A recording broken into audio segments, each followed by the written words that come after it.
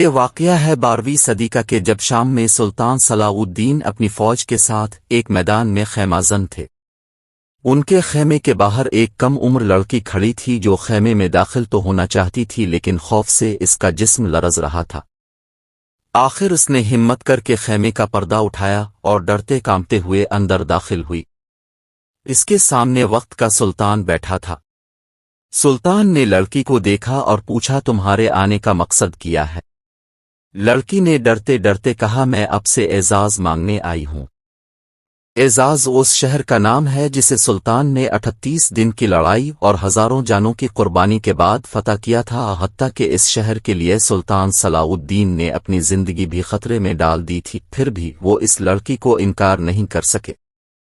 انہوں نے کہا اگر تم اعزاز مانگتی ہو تو یہ علاقہ تمہارا ہوا، یہ کہا اور اس لڑکی کو بہت سی دولت دے کر اپنے خیمے سے رخصت کر دیا۔ سلطان جانتے تھے کہ اس لڑکی کو ان کے دشمنوں نے بھیجا ہے، پھر بھی انہوں نے لڑکی کی بات مان لی کیونکہ یہ لڑکی سلطان کے محسن نور الدین زنگی کی بیٹی تھی، وہی نور الدین زنگی جنہوں نے خواب میں نبی پاک صلی اللہ علیہ وآلہ وسلم کا دیدار کیا تھا اور اب صلی اللہ علیہ وآلہ وسلم کی قبر مبارک تک سرنگ لگانے کی ناپاک جسارت کرنے والے 2 یہودیوں کو قتل کر دیا تھا۔ اور زنگی کی بیٹی جس سلطان سے اعزاز شہر مانگنے آئی تھی وہ بھی کوئی معمولی انسان نہیں تھا، اس کا نام صلاح الدین یوسف تھا جسے دنیا سلطان صلاح الدین ایوبی کے نام سے جانتی ہے۔ ہم آج آپ کو تاریخ کے اسی ناقابل فراموش کردار سلطان صلاح الدین ایوبی کی بائیوگرافی دکھا رہے ہیں۔ سلطان ایوبی نے جس طرح اعزاز شہر ایک لڑکی کے حوالے کر دیا تھا، انہیں اپنی سلطنت اس طرح پلیٹ میں رکھ کر نہیں ملی تھی، بلکہ اس کے لیے ہر قدم پر جنگ و جدل کا سامنا کرنا پڑا تھا۔ صلاح الدین ایوبی پیدائشی حکمران نہیں تھے بلکہ ان کے چچا شیر کو نور الدین زنگی کے کمانڈر تھے۔ اس حیثیت میں وہ اپنے بھتیجے کو بھی ہر جنگ میں اپنے ساتھ لے جاتے تھے۔ اس دور میں اسلامی سلطنت کئی حصوں میں تقسیم ہو چکی تھی۔ عباسی سلطنت صرف بغداد تک محدود رہ گئی تھی۔ عراق اور شام کے زیادہ تر علاقے خود مختار حکمرانوں کے کنٹرول میں تھے جو ہر وقت آپس میں لڑتے رہتے تھے، جبکہ مصر پر فاطمی خاندان کی حکومت تھی۔ بیت المقدس سمیت فلسطین کے کئی علاقوں پر صلیبیوں کا کنٹرول تھا۔ ان حالات میں نور الدین زنگی نے شام کے بیشتر علاقوں پر قبضہ کر لیا، پھر انہوں نے مصر کی مدد کے لیے فوج بھیجی تو صلاح الدین ایوبی بھی اس فوج میں شامل ہو کر مصر چلے گئے۔ اس زمانے میں مصر کی حالت یہ تھی کہ کرپشن کی وجہ سے فاطمی سلطنت بہت کمزور ہو چکی تھی۔ اختیارات خلیفہ سے زیادہ وزیروں کے کنٹرول میں تھے۔ ان حالات میں صلاح الدین ایوبی جو کہ اب اپنے چچا شیر کو کی وفات کے بعد فوج کے کمانڈر بن چکے تھے، انہوں نے فاطمی خلیفہ کو حکومت سے ہٹا دیا۔ وہ خود مصر پر حکومت کرنے لگے۔ مصریوں نے کبھی اتنا سخی حکمران نہیں دیکھا تھا۔ صلاح الدین نے مصر کا گورنر بنتے ہی قاہرہ کا سارا خزانہ غریب عوام میں تقسیم کر دیا اور اپنے لیے پھوٹی کوڑی بھی نہیں رکھی۔ صلاح الدین ایوبی شاید مصر کے گورنر کی حیثیت سے ہی زندگی گزار دیتے، لیکن نور الدین زنگی کے انتقال نے ان کی زندگی میں ایک انقلاب برپا کر دیا۔ سازشی درباریوں نے زنگی خاندان کی سلطنت آپس میں تقسیم کر لی۔ جب صلاح الدین ایوبی نے یہ صورتحال دیکھی تو انہوں نے مصر کو ایک الگ سلطنت میں تبدیل کر دیا اور خود اس کے سلطان بن گئے۔ پھر انہوں نے زنگی کے سازشی امرا کو سبق سکھانے کا فیصلہ کیا اور شام پر حملہ کر دیا۔ ان کی خواہش تو تھی کہ نور الدین زنگی کا بیٹا ان کا ساتھ دے، لیکن ظاہر ہے وہ سازشی امرا کے ہاتھوں میں کھیل رہا تھا، اس لیے صلاح الدین ایوبی کی اس سے نہ بن سکی۔ ایوبی نے جلد ہی دمشق فتح کر لیا اور مصر سے لے کر شام تک ایک بڑے علاقے کے حاکم بن گئے۔ سلطان ایوبی رحم دل سخی اور بہادر تو تھے ہی، لیکن ان کی سب سے بڑی خوبی یہ تھی کہ ان کا دل بہت بڑا تھا۔ وہ اپنے دشمن کی خوبیوں کی بھی تعریف کرتے تھے اور موقع ملتا تو پرانی دشمنیاں فراموش کر کے اپنے بدترین دشمنوں کو بھی دوست بنا لیتے تھے۔ سلطان کا ایک ایسا ہی دشمن تھا جو ان کے خون کا پیاسا تھا، لیکن سلطان کی مہربانی سے وہی دشمن ان کا سب سے بڑا دوست ثابت ہوا۔ یہ شخص فرقہ باطنیہ کا لیڈر شیخ سنان تھا، جو شام کے قلعہ نصراف کا حکمران تھا۔ یہ فرقہ عام انسانوں کو ٹریننگ دے کر زبردست قاتل بنا دیتا تھا۔ یہ قاتل فدائی کہلاتے تھے۔ فدائی حشیش کا عام استعمال کرتے تھے، اس لیے انہیں حشن بھی کہا جاتا تھا۔ بعد میں حشن کا لفظ انگلش میں اسیسن بن گیا، جس کا مطلب ہے خونی قاتل۔ یہ اسیسن اتنے خطرناک تھے کہ ان کے خوف سے اسلامی دنیا کے بڑے بڑے حکمران کانپتے تھے، اور پھر ایک دن ان فدائیوں کو سلطان صلاح الدین ایوبی کے قتل کا حکم مل گیا۔ وجہ یہ تھی کہ نور الدین زنگی کے سابق امراء سمجھ چکے تھے کہ وہ سلطان کو میدان جنگ میں نہیں ہرا سکتے، اس لیے وہ سازشوں پر اتر آئے۔ انہوں نے شیخ سنان کو مال و دولت کا لالچ دے کر اس بات پر راضی کیا کہ وہ اپنے فدائیوں کے ذریعے سلطان کو قتل کرا دے۔ شیخ سنان مان گیا اور فدائی سلطان کے قتل کے لیے چل پڑے۔ پھر ایک خونی کھیل شروع ہو گیا۔ پہلے قاتلوں کا ایک گروپ آیا جو ناکام رہا اور مارا گیا۔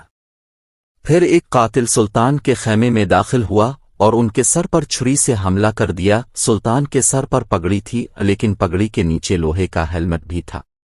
100 چھری کا وار ناکام رہا۔ سلطان کے محافظوں نے فدائی کو قتل کر دیا، لیکن وہ فدائی قتل ہوا تو ایک اور آ گیا، وہ مارا گیا۔ پھر تیسرا آیا، وہ بھی مارا گیا، لیکن سلطان سمجھ گئے تھے کہ جب تک شیخ سنان کا خاتمہ نہیں ہوگا ان کی زندگی پر یہ تلوار لٹکتی رہے گی۔ چنانچہ وہ ایک بڑی فوج لے کر نکلے۔ انہوں نے سیاف کا محاصرہ کر لیا جہاں شیخ سنان موجود تھا، لیکن شیخ سنان کو اس حملے کی کوئی پرواہ نہیں تھی۔ پھر ایک رات ایک عجیب واقعہ ہوا جس نے سارے معاملے کا رخ ہی بدل دیا۔ ہوا یوں کہ سلطان اپنے خیمے میں سو رہے تھے کہ اچانک وہ نیند سے جاگ اٹھے۔ انہوں نے دیکھا خیمے کے چراغ بجھ چکے تھے اور خیمے میں کوئی اور بھی موجود تھا۔ سلطان نے محافظوں کو آواز دی، وہ دوڑتے ہوئے آئے، اور جب چراغ دوبارہ چلائے گئے سب نے ایک حیرت انگیز منظر دیکھا۔ سلطان کے بستر کے قریب ایک خنجر پڑا تھا، اس کے ساتھ ایک کاغذ تھا جس پر لکھا تھا، بادشاہ سلامت اب ہمارے رحم و کرم پر ہیں، ذرا ہوش میں آئیے۔ سلطان بہت حیران ہوئے اور ان کے حکم پر محافظوں نے خیمے کے گرد جائزہ لیا تو ایک شخص کے قدموں کے نشانات کچھ دور تک دکھائی دیے، لیکن کوئی پکڑا نہیں جا سکا۔ سلطان اپنے دشمنوں کی دیدہ دلیری اور حیرت انگیز جنگی صلاحیتوں سے بہت متاثر ہوئے۔ انہوں نے شیخ سنان کو دوست بنا لیا اور ایسا پکا دوست بنایا کہ وہی شخص جو سلطان کے خون کا پیاسا تھا وہ سلطان کے ساتھ مل کر انہی کے دشمنوں سے لڑتا رہا۔ تاہم بعض مورخین یہ بھی کہتے ہیں کہ اس رات سلطان کے خیمے میں کوئی نہیں آیا تھا۔ یہ واقعہ بالکل جھوٹ ہے۔ وہ یہ بھی کہتے ہیں کہ سلطان کے سخت محاصرے سے خوف زدہ ہو کر شیخ سنان نے خود رحم کی درخواست کی تھی۔ قصہ کچھ بھی ہو، بہرحال سلطان نے اپنے بدترین دشمن کو بھی اپنا اتحادی بنا کر اعلیٰ ظرفی اور سیاسی بصیرت کا ثبوت دیا۔ لیکن سلطان صلاح الدین ایوبی کے لیے سازشی امراء یا شیخ سنان نہیں، بلکہ فلسطین کی صلیبی سلطنت سب سے بڑا چیلنج تھی۔ صلیبیوں نے 1099 میں بیت المقدس پر قبضہ کر لیا تھا۔ ان کی حکومت کو 1 صدی ہونے کو آئی تھی، لیکن وہ علاقے کی باقی سلطنتوں کے ساتھ امن و امان سے رہنے پر تیار نہیں تھے۔ سلطان نے ان سے صلح کی کئی کوششیں کی کیونکہ وہ سب کے ساتھ پرامن طریقے سے رہنا چاہتے تھے۔ وہ تو آپس میں لڑنے والی مسلمان سلطنتوں کو بھی متحد کرنا چاہتے تھے۔ سلطان کو صلیبیوں اور مسلمان حکمرانوں دونوں سے ہی جنگیں لڑنا پڑی، لیکن حقیقت میں وہ دونوں ہی سے امن کے معاہدے کرنا چاہتے تھے۔ ایک طرف تو انہوں نے صلیبیوں سے صلح کے معاہدے کیے تو دوسری طرف مسلمان حکمرانوں کی ایک کانفرنس بھی منعقد کرائی۔ اس کانفرنس میں طے پایا کہ یہ حکمران اب ایک دوسرے کے خلاف تلوار نہیں اٹھائیں گے۔ ان معاہدوں سے سلطان کو اطمینان ہو گیا تھا کہ اب خطے میں دوبارہ جنگ نہیں ہوگی، لیکن صلاح الدین ایوبی کے دشمن جلد ہی صلح کے معاہدے توڑنے لگے۔ خاص طور پر موصل کا حکمران بار بار صلیبیوں کے ساتھ مل کر سلطان کے خلاف سازشیں شروع کر دیتا تھا۔ سلطان نے موصل کے حکمران کو سازشوں کی سخت سزا دی اور شہر کا محاصرہ کر لیا۔ آخر موصل کے حکمران نے بھی سلطان سے ایک معاہدے کے تحت امن قائم کر لیا، تاہم صلیبی اپنی طاقت کے زوم میں سلطان کے ساتھ مستقل صلح نہیں چاہتے تھے۔ चुनांचे 1177 में सुल्तान ने फौज जमा की और मिस्र से निकलकर फलस्तीन पर हमला कर दिया। शुरू में उन्हें बहुत कामयाबी मिली और उन्होंने कई किले फतह भी कर लिए, लेकिन उन किलों की हिफाजत के लिए काफी फौज पीछे छोड़ना पड़ी। चुनांचे जब वो फलस्तीनी शहर रमल्ला के करीब पहुंचे तो उनकी फौज आधी भी नहीं रही थी। सलीबियों ने इस सूरत-ए-हाल का फायदा उठाया और 25 नवंबर 1177 को सलाउद्दीन अयूबी पर अचानक हमला करके उन्हें पीछे हटने पर मजबूर कर दिया। ये पहला मौका था कि सुल्तान सलाउद्दीन अयूबी को मैदान जंग में नाकामी हुई थी, लेकिन असल सुल्तान वही होता है जो नाकामी से भी सबक सीखे। इस जंग के बारे में सुल्तान ने खुद दमिश्क में अपने भाई तोरान शाह को खत लिखा। सुल्तान ने लिखा, हम बड़ी मुश्किल से जान बचा कर आए हैं, खुदा को हमसे कोई बेहतर काम लेना था जो बचा लिया। सुल्तान को अपनी शिकस्त का हिसाब बराबर करने का मौका जल्द ही मिल गया। हुआयूं के रमल्ला में कामयाबी हासिल करके सलीबी ये समझने लगे कि सुल्तान अब अपनी सल्तनत का दिफा नहीं कर सकते, इसलिए बैत अल मक़दस के सलीबी हुक्मरान बैड वन फौर ने दमिश्क पर चढ़ाई कर दी। लेकिन वो गलती पर था, क्योंकि सुल्तान सलाउद्दीन अयूबी की ताकत में कोई कमी नहीं आई थी, उन्हें सिर्फ वक्ती तौर पर कम तादाद की वजह से पीछे हटना पड़ा था। लेकिन बैड वन फौर के हमले के जवाब में अब वो अपनी पूरी फौज जमा कर चुके थे। 10 जून 1179 को जब दोनों फौजें आमने सामने आई तो सलाउद्दीन अयूबी ने अपने फौजियों के सामने एक जबरदस्त तकरीर की। उन्होंने कहा, मुसलमान जिल्लत की जिंदगी पर मौत को तरजीह देता है, आगे बढ़ो और दुश्मन को बता दो कि मुसलमान पांव पर नहीं सीने पर जख्म खाता है। चुनांचे जब जंग हुई तो सुल्तान के वफादारों ने बैड वन फौर की फौज को जबरदस्त शिकस्त दी। शिकस्त खुर्दा बैड वन ने सुलह की दरख्वास्त की। सुल्तान चाहते तो दुश्मन की शिकस्त और कमजोरी का फायदा उठाकर फलस्तीन को उसी वक्त दुश्मन से छीन सकते थे। वो ये भी जानते थे कि दुश्मन सुलह के मुआहदे तोड़ भी सकता है, लेकिन फिर भी उन्होंने रहम से काम लिया और एक बार फिर अपने बदतरीन दुश्मनों से सुलह कर ली। लेकिन यह सुलह माजी के मुआहिदों से मुख्तलिफ थी, क्योंकि ये सुलह आखिरी सुलह थी। सुलह के बाद चंद साल तो सुकून से गुजर गए। बैड वन फौर 1185 तक जिंदा रहा और वो सुलह के मुआहदे पर भी अमल करता रहा, लेकिन कोढ़ के मर्ज की वजह से इसकी मौत हो गई, जिसके बाद बैत अल मक़दस की सलीबी सल्तनत भी उमरा की साजिशों का शिकार होने लगी। इस दौरान बैत अल मक़दस में गाय ऑफ लिव्ज़ैनन की हुकूमत आ गई कि जो मुसलमानों का खुला दुश्मन था। उसने मुसलमानों के खिलाफ फिर कार्रवाइयां शुरू कर दी। एक सलीबी सरदार रेनॉल्ड ने मुसलमानों को तंग करना शुरू कर दिया। ये सरदार इस हद तक चला गया कि इसने मदीना मुनव्वरा में नबी अकरम सल्लल्लाहु अलैहि वसल्लम के रोज़ा मुबारक को तबाह करने का इरादा कर लिया। उसने सिर्फ इरादा ही नहीं किया, बल्कि इसने अपने बहरी जहाज़ों के जरिए अरब साहली इलाकों पर हमले भी करवाए, लेकिन सुल्तान के बहरी जंगी जहाज़ों ने रेनॉल्ड के बहरी बेड़े को तबाह करके ये नापाक मंसूबा नाकाम बना दिया। लेकिन रेनॉल्ड अपनी हरकतों से बाज नहीं आया। उसने मिस्र और शाम के दरमियान सफ़र करने वाले मुसलमानों के काफिलों को लूटना शुरू कर दिया। सिर्फ तिजारती काफिलों को ही नहीं, बल्कि हाजियों के एक ऐसे काफिले पर भी हमला कर दिया जिसमें सुल्तान की बहन भी शामिल थी। काफिले को तो लूट लिया गया, लेकिन सुल्तान की बहन किसी न किसी तरह दुश्मन से बचकर सुल्तान के खेमे में पहुंची और काफिले पर बीतने वाले जुल्म का हाल बयान किया। काफिले पर जुल्म का हाल सुनकर और अपनी बहन की बेइज्जती पर गैरतमंद भाई का खून खौल उठा। सुल्तान ने कसम खाई कि वो रेनॉल्ड को अपने हाथों से कत्ल करेंगे। बहरहाल अब सुल्तान ने अपने तमाम इत्तेहादियों और गवर्नरों को खत लिखे और उन्हें कहा कि वो फौज लेकर सुल्तान की मदद को पहुंचे, क्योंकि अब सलीबियों के खिलाफ जंग का वक्त आ चुका।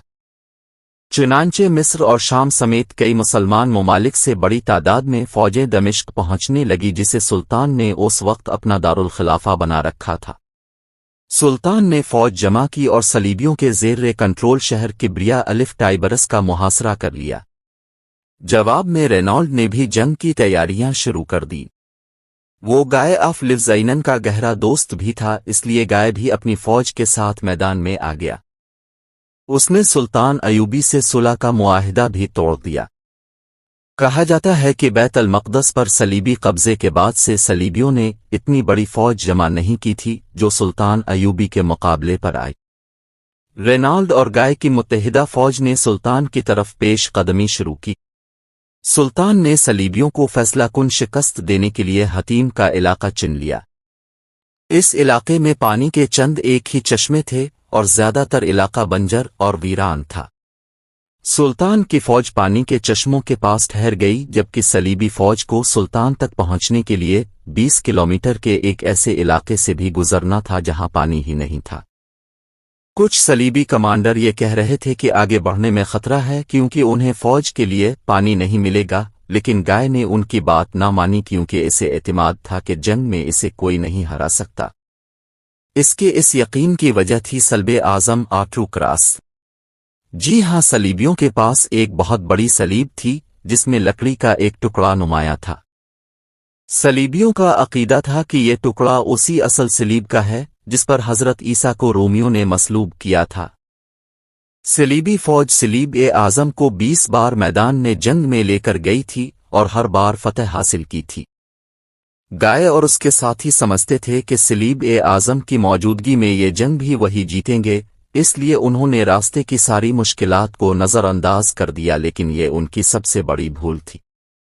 یہ فوج جیسے جیسے آگے بڑھتی گئی گرمی اور پیاس کی شدت سے بے حال ہوتی گئی۔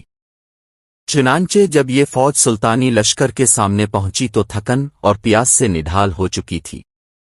جب رات ہوئی تو سلطانی فوجیوں نے صلیبیوں کے کیمپ میں گھس کر گھوڑوں کی گھاس کے گٹھوں کو آگ لگا دی۔ صلیبیوں کے پاس آگ بجھانے کے لیے پانی ہی نہیں تھا، جبکہ آگ کی تپش سے ان کی پیاس اور بھڑک اٹھی۔ آگ اور دھوئیں کی وجہ سے وہ لوگ رات بھر سو بھی نہیں سکے۔ اگلے دن 4 جولائی 1187 کو سلطان نے صلیبی فوج پر حملہ کیا۔ مسلمانوں نے زہریلے تیروں کی بارش کر کے سینکڑوں صلیبی ہلاک کر دیے، پھر فوجی دستے آگے بڑھے اور دشمنوں پر ٹوٹ پڑے۔ صلیبی فوج کے زیادہ تر سپاہی بغیر لڑائی کے ہی میدان میں جنگ سے فرار ہو گئے، جو باقی رہے ان میں مقابلے کی طاقت ہی نہیں تھی، اس لیے وہ آسانی سے پکڑے گئے۔ صلیب اعظم بھی مسلمانوں کے قبضے میں چلی گئی۔ رینالڈ اور گائے دونوں جنگی قیدی بنے۔ صلیبی لشکر کے سپاہی پیاس سے ہانپ رہے تھے۔ سلطان نے انہیں پانی پلانے کا حکم دیا۔ گائے کو تو ٹھنڈا عرق گلاب پلایا، لیکن رینالڈ کو بدعہدی کی بھرپور سزا دی۔ سلطان نے اپنے ہاتھوں سے اس کا سر قلم کر دیا۔ یہ دیکھ کر گائے ڈر گیا کہ اب اس کی باری ہے، لیکن سلطان نے اسے اطمینان دلاتے ہوئے کہا بادشاہوں کو قتل نہیں کیا کرتے۔ اب سلطان بیت المقدس کی طرف بڑھے۔ شہر کا حکمران تو پہلے ہی ان کی قید میں تھا، انہیں امید تھی کہ شہر آسانی سے فتح ہو جائے گا، لیکن صلیبیوں نے سلطانی فوج کا 1 ہفتے سے زیادہ عرصے تک ڈٹ کر مقابلہ کیا اور دونوں طرف سے بھاری جانی نقصان ہوا۔ سلطانی لشکر نے آگ کے گولوں کی بارش کر کے دیواروں میں شگاف پیدا کر دیے۔ صلیبی لشکر کو خوف ہوا کہ اگر مسلمان شہر پر قابض ہو گئے تو کہیں ان کے بیوی بچوں کو غلام ہی نہ بنا لے۔ چنانچہ انہوں نے لڑائی کا ارادہ چھوڑ کر سلطان کے رحم کو پکارا، اور سلطان نے بھی اس پکار کا جواب رحم دلی سے ہی دیا۔ جہاں 88 برس پہلے جب صلیبیوں نے قبضہ کیا تھا تو خون کی ندیاں بہا دی تھی، لیکن جیسے نبی پاک صلی اللہ علیہ وسلم نے فتح مکہ کے موقع پر اپنے بدترین دشمنوں کو معاف کر دیا تھا، اسی طرح فاتح بیت المقدس نے بھی اپنے دشمنوں کو معاف کر دیا۔ انہوں نے شرط عائد کی کہ ہر عیسائی مرد 10 دینار اور عورت 5 دینار ادا کرے اور آزادی حاصل کر لے۔ جو ایسا نہ کر سکے اسے غلام بنا لیا جائے گا۔ دلچسپ بات یہ ہے کہ صلیبیوں کے مذہبی رہنماؤں نے فوری طور پر یہ رقم ادا کی اور زندہ سلامت نکل گئے۔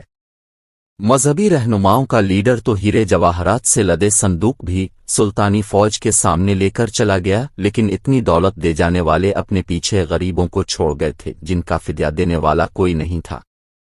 یہ صلیبی خوفزدہ تھے کہ سلطان کے فوجی انہیں غلام بنا لیں گے، لیکن سلطان کا رحم صرف امیروں کے لیے نہیں تھا، انہوں نے غریب صلیبیوں کو مفت آزادی بخش دی۔ کچھ صلیبی تو سلطان کے سلوک سے متاثر ہو کر اسی شہر میں ٹھہر گئے۔ سلطان صلاح الدین ایوبی کی رحم دلی اور سلوک کا مغرب بھی اعتراف کرتا ہے۔ यूं 2 अक्टूबर 1187 को बैत अल-मक़दस पर सलाउद्दीन अयूबी का मुकम्मल कंट्रोल हो गया, यानी बैत अल-मक़दस 88 बरस बाद दोबारा मुसलमानों के कंट्रोल में चला गया। सुल्तान ने गाय ऑफ लिव्स ऐनन को भी आज़ाद कर दिया, लेकिन इस शख्स ने आज़ादी का नाजायज़ फ़ायदा उठाया और बैत अल-मक़दस से निकलने वाले सलीबियों को साथ मिलाकर साहिली शहर का मुहसरा कर लिया। उधर बैत अल-मक़दस सलीबियों के हाथ से निकलने पर सारे यूरोप में कोहराम बर्पा हो गया और जंग की तैयारियां होने लगी। बरतानिया में तो सलाउद्दीन टैक्स लगाया गया था कि पैसे जमा करके सुल्तान के मुकाबले के लिए फौज जमा की जा सके। ये ऐलान भी किया गया कि जो लोग सुल्तान के खिलाफ लड़ने जाएंगे उनके गुनाह मुआफ हो जाएंगे। जर्मनी और फ्रांस में तो ख्वातीन ने अपने जेवर फरोख्त करके पैसे फौज की मदद के लिए दिए। चुनांचे बरतानिया का बादशाह रिचर्ड, जिसे शेर दिल भी कहा जाता था, वो फ्रांस और जर्मनी की फौजों के साथ इक्का पहुंच गया। रिचर्ड ने सलीबी लश्कर की कमान संभाल ली थी। मुसलमान और सलीबी शदीद जंग में उलझे थे। इस दौरान सलाउद्दीन अयूबी बुरी तरह बीमार हो गए, जिसकी वजह से मुहाज पर इनकी फौज का नुकसान होने लगा। सुल्तान को महफूज मकाम पर जाने का मशवरा दिया गया, लेकिन उनकी गैरत ने गवारा न किया कि वो अपने साथियों को दुश्मनों के रहम करम पर छोड़कर चले जाएं। इस दौरान रिचर्ड ने इक्का पर हमला कर दिया, जबकि बीमार सुल्तान इक्का वालों की मदद को ना पहुंच सके। इक्का शहर में मौजूद मुसलमानों ने हथियार डाल दिए। सुल्तान ने रिचर्ड को पेशकश की कि मुसलमान कैदियों को छोड़ दिया जाए तो सलीबियों की सलीब-ए-आज़म उन्हें वापस कर दी जाएगी। वो रिचर्ड को कैदियों की रिहाई के लिए तावान देने पर भी तैयार थे। तावान की रकम तय पा गई थी और सुल्तान ने उसकी पहली किस्त भी भेज दी, लेकिन रिचर्ड ने ये किस्त लेने से इनकार कर दिया। उसने बहाना बनाया कि तावान के हवाले से कुछ बड़े सलीबी रहनुमाओं को एतमाद में नहीं लिया गया। रिचर्ड कुछ अरसे तक तो बातचीत करता रहा, लेकिन जोशीला और जल्दबाज नौजवान था और जंग का शौकीन भी, चुनांचे वो ज्यादा देर बातचीत ना कर सका। उसने औरतों और बच्चों समेत 4000 कैदियों को कत्ल करवा दिया। सुल्तान को इस कत्ल-ए-आम पर सख्त गुस्सा आया। उन्होंने सलीब-ए-आज़म दमिश्क भेज दी, जो फिर कभी सलीबियों को नहीं मिली और तारीख के रिकॉर्ड से गायब हो गई। आज भी किसी को ये मालूम नहीं कि ये सलीब कहाँ है। बहरहाल रिचर्ड ने मुसलमानों का कत्ल आम करने के बाद एक और साहिली शहर जफर पर कब्जा कर लिया। सलाउद्दीन अयूबी ने पीछे रहकर बैत अल-मक़दस में दिफाई पोजीशन ले ली। रिचर्ड बैत अल-मक़दस तक पहुंचा, मगर उसे फतह किए बगैर वापस चला गया। सुल्तान ने जफर की तरफ पेश कदमी की और इस मौके पर दोनों फौजों में फिर शदीद लड़ाई हुई, लेकिन कोई फैसला ना हो सका। इस दौरान रिचर्ड बीमार हुआ तो सुल्तान ने उसके लिए शरबत और दवाएं भेजीं और खुद भी उसकी इयादत के लिए गए। रिचर्ड को अब अपने वतन की याद सता रही थी। इससे ये खबरें भी मिल रही थीं कि इंग्लैंड में उसके भाई जून ने इसकी हुकूमत के खिलाफ बगावत कर दी है। चुनांचे उसने सलाउद्दीन अयूबी से सुलह कर ली। सुलह के तहत जफर और इक्का समेत कुछ साहिली शहर सलीबियों के कब्जे में रहे। उन्हें बैत अल-मक़दस में अपने मकामात मुक़द्दसा की ज़ियारत की इजाज़त भी दे दी गई। यूं ये लड़ाई ख़त्म हुई। रिचर्ड इंग्लैंड वापस चला गया और रिचर्ड और सलाउद्दीन अयूबी की 3 साला जंग ख़त्म हो गई। सलीबियों की वापसी के बाद अयूबी भी बेफिक्र होकर घर वापस जा सकते थे। सलाउद्दीन दमिश्क पहुंच गए, लेकिन उनके दिल में एक खलिश थी। सुल्तान को हज की बहुत आरज़ू थी, लेकिन अपनी मसरूफियत की वजह से वो अब तक हज नहीं कर सके थे। जब वो दमिश्क वापस पहुंचे तो उस साल भी हज पर जाने का वक्त गुजर चुका था। सुल्तान बहुत रोए और जब हाजियों का एक काफिला वापस आया तो सुल्तान उसके इस्तकबाल के लिए बहुत दूर तक गए और एक एक हाजी से मिलकर रोए। वापसी पर उन्हें बुखार हो गया, शायद उन्हें सर्दी लग गई थी। वो इस बुरी तरह बीमार हुए कि कोई होश न रहा। हालत ये थी कि हाफिज़ कुरान उनके सरहाने बैठे मुसलसल तिलावत करते रहते, जबकि दमिश्क के शहरी रोजाना उनकी खैरियत दरियाफ्त करने घर के दरवाजे के बाहर जमा हो जाते। 4 मार्च 1193 की सुबह सुल्तान ने आंखें खोलीं, तिलावत सुनकर मुस्कराए, फिर उनके लब हिले जैसे वो कुछ पढ़ रहे हैं, फिर उनकी रूह परवाज कर गई। शहर के लोगों को सुल्तान की वफात का इल्म हुआ तो वो घरों से बाहर निकल आए اور دھاڑے مار مار کر رونے لگے۔ سلطان کو دمشق میں ہی دفن کیا گیا۔ سلطان صلاح الدین ایوبی نے اپنی زندگی میں ہمیشہ دشمنوں سے اچھا سلوک کیا تھا اور انتہائی مجبوری کے علاوہ کبھی تلوار نہیں اٹھائی تھی، لیکن مغرب میں کچھ لوگوں نے فلسطین پر مسلمانوں کے کنٹرول کو دل سے تسلیم نہیں کیا اور اسے انا کا مسئلہ بناتے رہے۔ 1917 میں پہلی جنگ عظیم کے دوران فرانسیسی اور برطانوی فوجیوں نے ترکی کی سلطنت عثمانیہ کو شکست دے کر عرب خطہ اس سے چھین لیا۔ حالانکہ پہلی جنگ عظیم کوئی مذہبی جنگ نہیں تھی، پھر بھی فرانسیسی جنرل ہنری گراڈ دمشق میں سلطان ایوبی کی قبر پر گیا اور اسے ٹھوکر مار کر بولا ہم واپس آ گئے۔ آج بھی کچھ لوگ سلطان کو ایک ایسے شخص کے روپ میں پیش کرتے ہیں جو غیر مسلموں کا دشمن اور دوسرے ملکوں کو فتح کرنے کا جنون رکھتا تھا، جبکہ حقیقت یہ ہے کہ سلطان صلاح الدین ایوبی نہ تو کسی کے دشمن تھے اور نہ ہی انہیں دنیا کی دولت اور فتوحات سے کوئی غرض تھی۔ وہ ان انسانوں میں سے تھے جنہوں نے دوسروں کو مشکلات سے نکالا، اور جب وہ دنیا سے گئے تو ایک بہتر دنیا چھوڑ کر گئے جس میں ہم اور آپ امن سے رہ سکیں۔ اگر ویڈیو پسند آئے تو لائک اور سبسکرائب کیجیے گا۔ اللہ حافظ۔